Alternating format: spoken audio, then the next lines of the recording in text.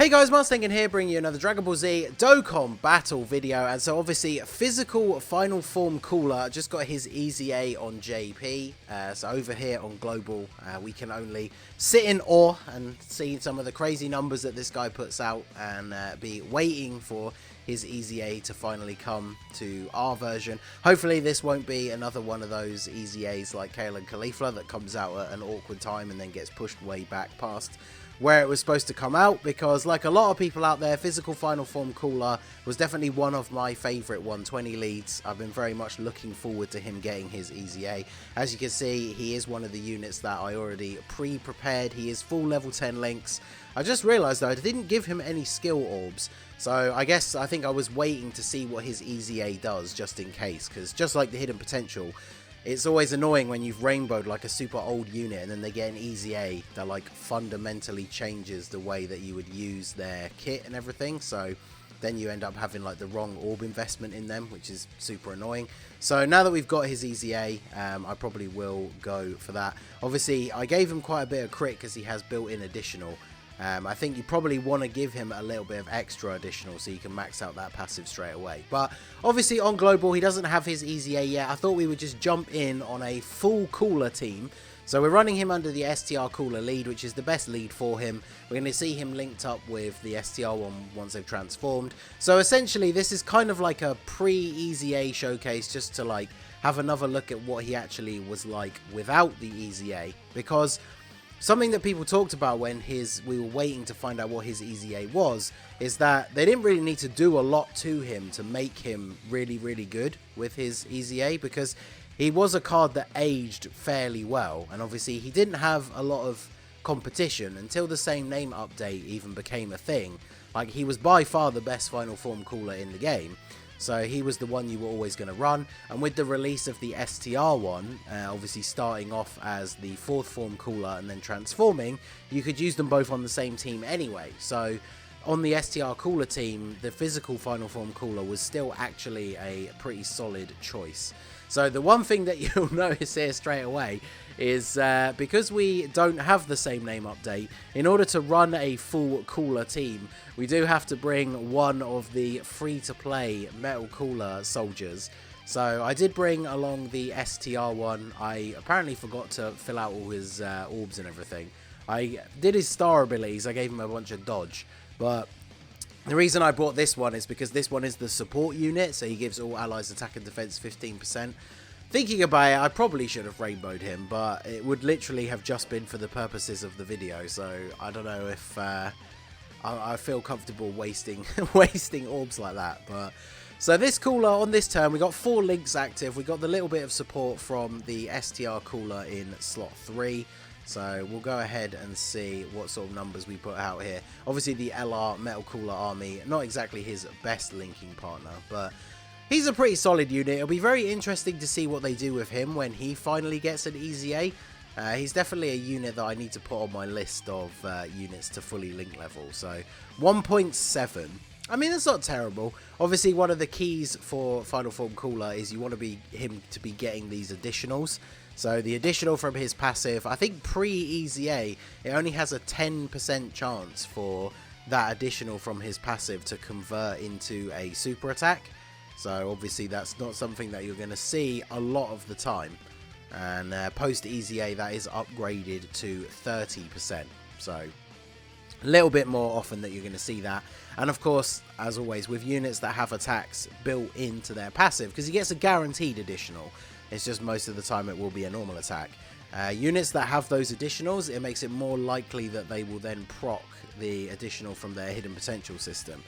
So, like I was saying at the beginning, you want to give him a pretty decent amount of additional and crits, like a good mix really, because you want him to be triple super attacking if possible.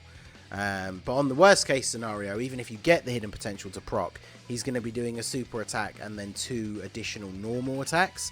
And you really want those to be crits, because especially in harder events, like, he's not going to be doing a lot of damage if you're not getting crits on those attacks. But obviously he's not looking super impressive at this point. The metal cooler rotation is obviously not the best for him. We didn't get him, unfortunately, starting out with an STR cooler. So once we get them together, things will start to look a little bit better for us here. And obviously we're in one of those events where we don't get a pure or hybrid Saiyan enemy for the first few stages, so we don't have the ability to transform Cooler early. I'm going to save all these int orbs here ready for the Metal Cooler army on the next turn, because with the type advantage we're going to be in a good position here against Piccolo. Although I think finally on the next rotation we are actually going to have the two Coolers together. And I think pre-transformation, I believe they have almost the exact same link set, so we're going to see how they do. Golden Cooler, apparently a bit of a super attack magnet in this run. He's a solid unit, but he doesn't get his full potential on a team that isn't the Dragon Ball Heroes, because he needs a bunch of Dragon Ball Heroes allies in order to get that full passive to activate. So 148k, so basically 150k defense. That's actually not too bad, all things considered. And then, yeah, see, he gets all of his links except Shocking Speed from this Cooler. So if we put him in the middle, he actually gets all of his links active, which is pretty good. Although I feel like STR Cooler in slot 1 probably finishes him off though, so we'll have to put Physical Cooler in slot 1 here.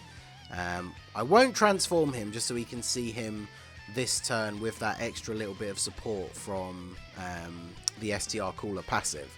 So we'll go ahead and do this. 150k defense is still pretty solid for a unit that is this old. So double digit damage, and then yeah, 2.5 on his attack. So obviously STR Cooler has that support passive, but Metal Cooler in slot 3 was not providing anything here. So on this rotation, I guess, where we get Metal Cooler will float off, because I think both of them give 30% support, so it doesn't really matter either way. But yeah, we'll float off Metal Cooler here. Do I want to transform this Cooler? Now let's leave this Cooler as he is for now. I'm not entirely sure how I want to work the rotations.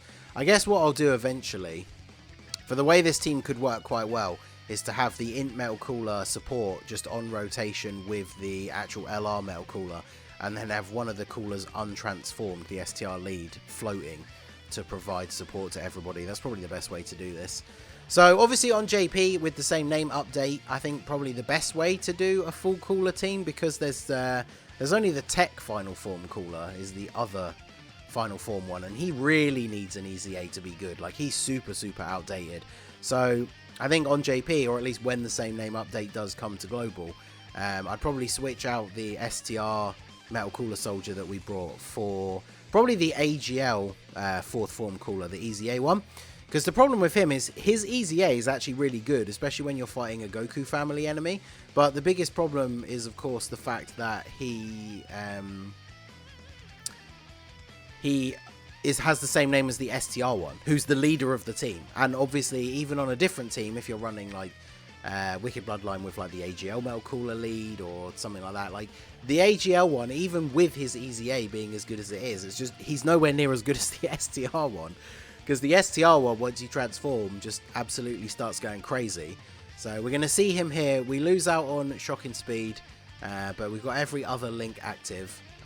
And we've got a little bit of extra support from the STR Cooler Soldier in slot 3. So potentially slightly lower attack stat than before. We're up to what, just under 2.5? Yeah, so just under 2.4 with the little bit of support from the STR Cooler Soldier. So obviously he's by far the worst unit on the team. 15% support, I guess, is nice, but it's not exactly all that. So we'll grab these with you. These, we're going to get, actually, can I not get the Dokkan attack? Alright, well, we'll get the Dokkan attack against Trunks with Golden Cooler. I think mine is 79%. He's not a unit that I've link leveled. Unfortunately, like I say, with his best use being on the Heroes team, I don't think he's like a super top priority unit. I think we talked about this on one of the old podcast episodes, but they really kind of screwed over the Heroes category when they released Crossover, because it, like, the entire Heroes category fits within Crossover, and then Crossover just has a whole bunch of other stuff. So I don't know if they just never planned originally to make the Crossover category when they started releasing all the Heroes stuff, but if you were to go back and plan things a little bit more efficiently, you would probably argue that you just don't make the Heroes category in the first place and just release the Crossover category straight away. And then every passive, because every unit that has like needs to have Dragon Ball Heroes allies on the team or on the rotation is hurt by the fact that it's only Dragon Ball Heroes and not crossover. Because like that Cooler, for example, like there's so many good crossover units like the Super Saiyan 3 Vegeta. They put in the units like Mars Saiyan, who they don't consider to be a Heroes character, even though most of the Timebreaker stuff comes from Heroes, because obviously he originally came from Xenoverse. So if you replaced every single instance in the game, like leader skill, passive, all that kind of stuff, if you replaced every single instance of Dragon Ball Heroes with crossover, all of those units would be improved like pretty significantly. So, but there you go. So that's the Tech Golden Cooler. He is the only representation of Golden Cooler we have in the game.